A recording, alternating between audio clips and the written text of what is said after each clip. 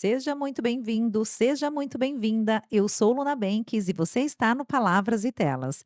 No capítulo anterior, Virginia Woolf analisa e faz crítica às literaturas escritas por mulheres e reflete sobre autoras que marcaram época, como Charlotte Brontë, Jane Austen e George Eliot. E agora, no capítulo 5, ela começa a se deparar com uma nova geração de escritoras e com uma nova forma de escrever romances sob a perspectiva feminina. É como se a literatura começasse a sair de um modelo antigo, já estabelecido por homens e até por mulheres que vieram antes, para abrir espaço a uma escrita própria, diferente, que pode causar estranhamento, mas que também representa um novo começo. Então, vem comigo acompanhar essa nova etapa da literatura clássica feminina. E se você gosta desse tipo de conteúdo, já deixa o seu like, se inscreve no canal e compartilhe esse vídeo com quem também ama a literatura. Capítulo 5, parte 1. Cheguei, enfim, no curso dessa divagação, as prateleiras que guardam livros escritos por pessoas vivas, por mulheres e por homens. Pois hoje há quase tantos livros escritos por mulheres quanto por homens. Se isso ainda não for inteiramente verdade, se o sexo masculino ainda for o mais prolífico, é certamente verdade que as mulheres já não escrevem apenas romances. Há os livros de Jane Harrison sobre a arqueologia grega, os de Vernon Lee sobre estética, e os de Gertrude Bell sobre a Pérsia. Há livros sobre todo tipo de assunto que uma geração atrás nenhuma mulher poderia sequer ter tocado. Há poemas, peças e críticas, há histórias e biografias, livros de viagem e de pesquisa acadêmica. Há até algumas filosofias e livros sobre ciência e economia. E embora os romances ainda predominem, eles próprios podem muito bem ter mudado por estarem agora associados a livros de outra natureza. A simplicidade natural, a força épica da escrita das mulheres talvez tenham desaparecido. A leitura e a crítica podem tê-las dotado de um alcance maior, de uma sutileza mais refinada. O impulso para a autobiografia talvez esteja esgotado. Ela pode estar começando a usar a escrita como arte e não como mero método de autoexpressão. Entre esses novos romances, talvez se encontrem respostas para várias dessas questões. Peguei um deles ao acaso. Estava bem no fim da estante. Chamava-se Life's Adventure, ou algo parecido, de Mary Carmichael, e havia sido publicado naquele mesmo mês de outubro. Parece ser o primeiro livro dela, pensei comigo, mas é preciso lê-lo, como se fosse o último volume de uma série bastante longa, que inclui todos aqueles outros livros que eu vinha folheando. Os poemas de Lady Winchilsea e as peças de Aphra Behn, e os romances das quatro grandes romancistas. Pois os livros continuam uns aos outros, apesar do nosso hábito de julgá-los separadamente. E devo também considerá-la, essa mulher desconhecida, como descendente de todas aquelas outras mulheres cujas circunstâncias eu vinha observando, e ver o que ela herda de seus caracteres e restrições. Assim, com certa resignação, pois os romances tantas vezes oferecem um anestésico em vez de um antídoto, sentei-me com um caderno e um lápis para fazer o que pudesse do primeiro romance de Mary Carmichael, Life's Adventure. Para começar, percorri a página com os olhos, de cima para baixo.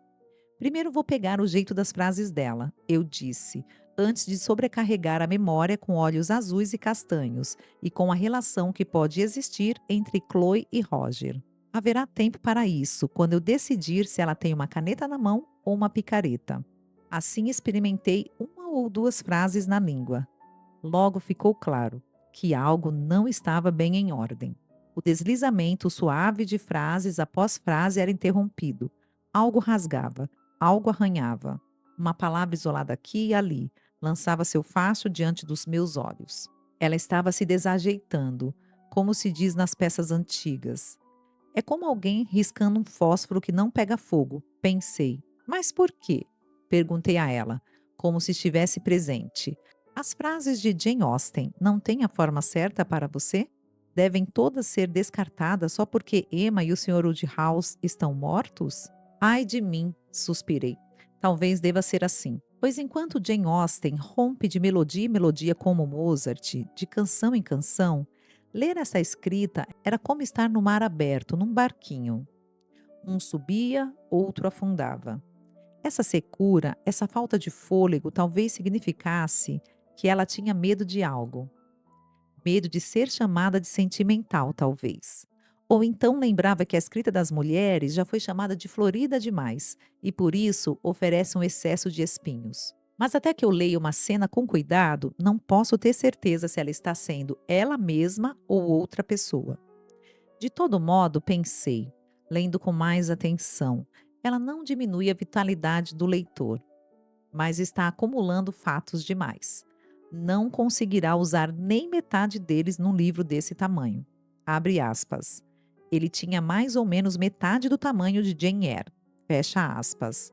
No entanto, de um modo ou de outro, ela conseguiu nos levar a todos, Roger, Chloe, Olivia, Tony e o Sr. Bingham, numa canoa rio acima. Espere um pouco, eu disse, reconstando-me na cadeira. Preciso considerar tudo isso com mais cuidado antes de seguir adiante. Estou quase certa, disse a mim mesma, de que Mary Carmichael está pregando uma peça em nós. Pois sinto que se sente numa montanha russa. Quando o carrinho, em vez de despencar como fomos levados a esperar, sobe de repente outra vez. Mary está mexendo com a sequência esperada. Primeiro, ela quebrou a frase. Agora, quebrou a sequência. Muito bem. Ela tem todo o direito de fazer ambas as coisas, desde que não o faça pelo simples prazer de quebrar, mas pelo prazer de criar. Qual das duas é? Não posso saber até que ela tenha enfrentado uma situação.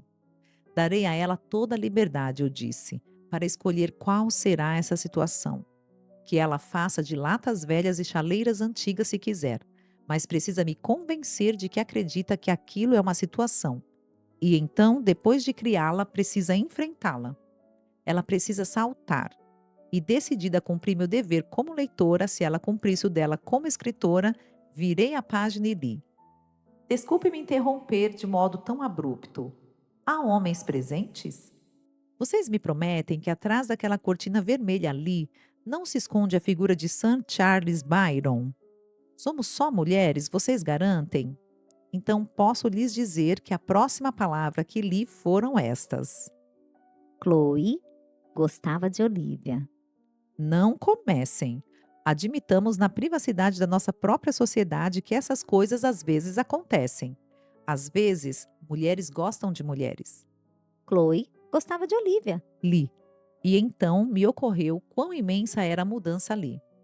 Chloe gostava de Olivia. Talvez pela primeira vez na literatura.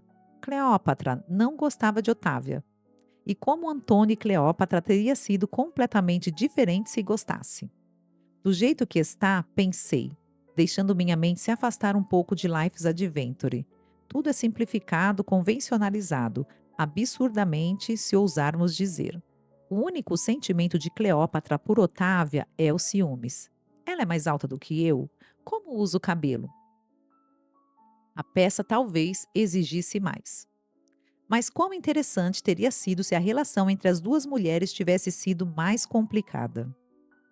Todas essas relações entre mulheres, pensei, recordando rapidamente a esplêndida galeria de mulheres fictícias, são simples demais. Muita coisa foi deixada de fora, não tentada. Tentei lembrar algum caso ao longo das minhas leituras em que duas mulheres fossem representadas como amigas. Há uma tentativa disso em Diana of the Crossways. Elas são confidentes, claro, em Racine e nas tragédias gregas. Aqui e ali são mães e filhas, mas quase sem exceção são mostradas em relação aos homens. É estranho pensar que todas as mulheres grandes da ficção foram, até o tempo de Jane Austen, não apenas vistas pelo outro sexo, mas vistas apenas em relação ao outro sexo. E quão pequena é a parte da vida de uma mulher que isso representa.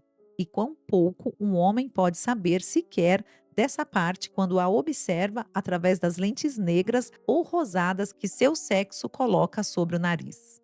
Daí, talvez, a natureza peculiar da mulher na ficção, os extremos espantosos de sua beleza e de seu horror, suas alternâncias entre bondade celestial e depravação infernal, pois assim um amante haveria quando uma rosa de amor subisse ou afundasse, fosse próspera ou infeliz.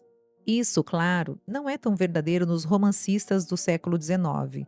A mulher torna-se ali muito mais variada e complexa. De fato, foi o desejo de escrever sobre mulheres que talvez tenha levado os homens, pouco a pouco, a abandonar o drama poético, que com sua violência fazia tão pouco uso delas, e a conceber o romance como um receptáculo mais adequado.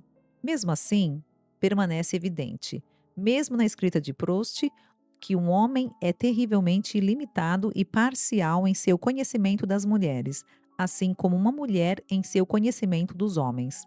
Mas ai de mim, fiz o que havia decidido não fazer, escorreguei sem perceber, para o elogio do meu próprio sexo. Altamente desenvolvidas, infinitamente intrincadas. Tais são, inegavelmente, termos de elogio. E elogiar o próprio sexo é sempre suspeito, muitas vezes tolo. Além disso, como justificá-lo? Não se pode ir ao mapa e dizer: Colombo descobriu a América e Colombo era mulher. Newton descobriu as leis da gravitação e Newton era mulher. Ou olhar para o céu e dizer: aviões estão voando e aviões foram inventados por mulheres. Não há marcas no muro que meçam com precisão a altura das mulheres. Não há medidas precisas, claramente divididas em frações de polegadas, que permitam avaliar qualidades como as de uma boa mãe, a devoção de uma filha, a fidelidade de uma irmã ou a capacidade de uma dona de casa. Pouquíssimas mulheres tinham diploma universitário. As grandes carreiras, exército, marinha, comércio, política e diplomacia, quase nunca eram ocupadas por elas. E ainda assim, eu mal ouso dizer que nunca tinha ouvido falar de um homem chamado Sir Holy Butts. Bastou abrir um diretório como Burke ou Debretti para descobrir toda a sua vida registrada ali. Onde estudou, o título que herdou, os cargos que ocupou, os conselhos de que participou, as medalhas e honrarias que recebeu, era como se tudo sobre ele tivesse gravado para sempre. Só a providência poderia saber algo além disso. Quando digo que as mulheres são altamente desenvolvidas ou infinitamente complexas, não consigo comprovar isso em calendários oficiais nem em diretórios universitários. E isso me deixa numa posição desconfortável. Olho novamente para a estante e o que encontro são biografias, sempre de homens. Livros sobre Johnson, Gautier, Carlyle, Sterne, Cooper, Shelley, Voltaire, Brown e tantos outros. Começo então a pensar nesses homens que admirei e li ao longo da vida. Percebo como muito deles dependiam, de forma silenciosa, mas constante, da presença feminina. Não se tratava apenas de romance ou prazer físico. Era algo mais sutil. Um estímulo, uma renovação de energia criativa que parecia surgir justamente do contato com o sexo oposto. Imagino a porta de uma sala se abrindo, o som de crianças ao fundo, um bordado repousando no colo de alguém. Esse ambiente doméstico, tão diferente do mundo rígido das leis, dos tribunais e da política, tinha o poder de refrescar a mente deles. Uma simples conversa podia reacender ideias secas. Ver a criação dela num espaço diferente do seu despertava novamente sua própria criatividade. Às vezes, a frase ou a cena que faltava só aparecia depois dessa visita. Cada Johnson tinha sua Esther Trail e cada Sterne tinha sua Elisa. Quando o Dr. Johnson batia na mesa irritado, não era apenas a companhia agradável em Streatham que lhe faria falta. Era como se a luz da sua própria vida se apagasse.